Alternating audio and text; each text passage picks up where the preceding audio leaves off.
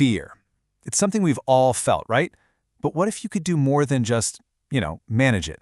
What if you could actually replace it with something else? Well, today, we're diving into a single, really powerful verse that gives us a framework for doing exactly that. And here it is. This one sentence is the core idea we're going to unpack today. And it's a pretty bold statement, isn't it? It says that fear is not our factory setting. Instead, it suggests we've been given three incredibly powerful alternatives. So here's how we're going to break it all down. First, we'll look at this idea of a spirit of fear. Then we'll get into the good stuff, the three divine gifts that are meant to replace it: power, love, and a sound mind. Let's jump in. Okay, so before we can really appreciate the solution, we have to understand the problem. What exactly is this spirit of fear that the verse says doesn't come from God? Well, at its most basic level, fear is a biological tool. You can think of it like an automatic alarm system that's hardwired into us for survival. It's meant to get our bodies ready to act when there's danger. So, it's not inherently a bad thing. Its whole purpose is to keep us safe. And we all know what this feels like, don't we? The physical response is impossible to ignore. Your heart starts pounding, maybe you start sweating, and mentally it can be just as overwhelming. All that worry and dread can make it really hard to think straight, because your brain is just zeroed in on that threat. Now, this slide makes a really important distinction: the difference between fear and anxiety. See, fear is your reaction to a clear and present danger, like a car speeding right at you. Anxiety, on the other hand, is more about the future. It's that nagging, persistent worry about what might happen. The verse talks about the spirit of fear, which, can really capture both of these feelings. So, if we aren't meant to live in that state of fear, what's the alternative? This is where things get really interesting. The verse pivots from the problem straight to the solution, this incredible three-part toolkit. And here they are: power, love, and a sound mind. Now, these aren't just nice, fluffy concepts. The verse presents them as real, interconnected divine gifts. Think of it as a toolkit that's specifically designed to replace fear. So let's break them down one by one. First up, we have power.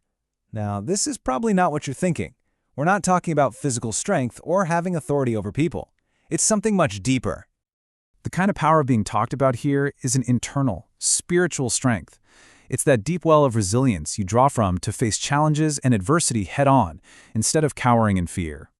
So here's the key. It's a power that leads to action. It's about having that inner control, that fortitude to step up and do what's right, even when things are tough or super intimidating. It's real strength from the inside out. All right, let's move on to the second gift, and you'll see how these start to build on each other. It's love. Now, we often think of love as a soft, gentle emotion, but in this context, it's actually an incredibly powerful weapon against fear. The definition here says it all. It's a powerful emotion. When you operate from a place of genuine care and connection with others, that power can literally push fear right into the background. And to make this a little less abstract, it can be really helpful to think about the 5 love languages.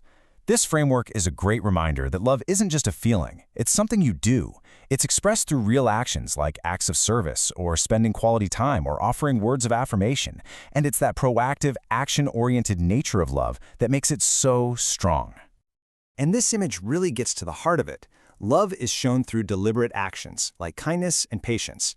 When you do these things, you're building courage and connection, creating an atmosphere where fear it has a much harder time surviving. And that brings us to the third and final piece of this amazing puzzle, the gift of a sound mind. This is the part that really grounds the other 2 gifts and gives them focus and direction. So what exactly is a sound mind? It doesn't mean you're unemotional, not at all. It means you have emotional stability.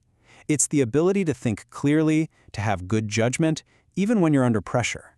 It's the very essence of self-control and discipline, which is the complete opposite of the panic and confusion that fear brings. So if we break it down, a sound mind is this incredible mix of clear thinking, emotional stability, a sense of inner peace, and a focus on faith and hope instead of all the what-ifs. It's all about cultivating your overall mental and emotional well-being. And here's the best part. This is something you can actively work on. You can engage your mind by reading, you can take care of your physical health, you can practice mindfulness or prayer. These are all practical ways to build resilience. It's an active process. So when you put all of these pieces together, what you get is a complete system. You've got the power to act, the love that directs your actions for good, and the sound mind that gives you clarity and discipline. It's truly a comprehensive toolkit for facing life. And that right there is the biggest takeaway. These three gifts, power, love, and a sound mind, they aren't separate things you can pick and choose from. They are designed to work together, in harmony, creating this incredible, integrated system for navigating life's challenges with real strength and clarity. Which leaves us with one final question for you to think about. How do these big ideas, fear, power, love, and a sound mind, show up in your own life? Because just reflecting on that is the very first step to putting this amazing toolkit to use.